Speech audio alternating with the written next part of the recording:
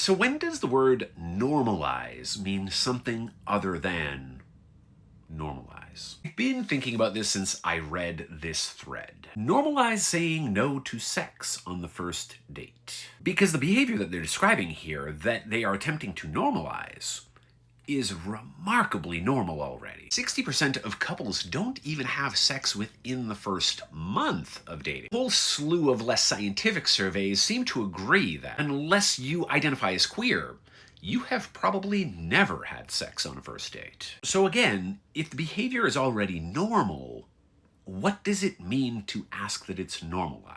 Now, the request or the demand to normalize something could be motivated by what this Redditor describes as an appeal for approval. It's not enough that what you do or what you believe is common, that it is in line with the majority. You want assurances that it's also good. But normalization is also about establishing the default. And certain attitudes and behaviors might be widespread, they might be in the majority, but that doesn't necessarily mean that they're regarded as normal until enough time passes or some deliberate action is taken to make them feel like the default. And so what I think is actually happening here is a demand that this is the default position. Not just the normalization of no sex on the first date, but the privileging of that position, and perhaps the refusal to entertain alternatives to it. And to be totally clear, that rhetoric of normalization is often a strategy of marginalizing and silencing the alternatives, to make them appear abnormal or illegitimate. I would suggest that this does read as a very sex-negative position, but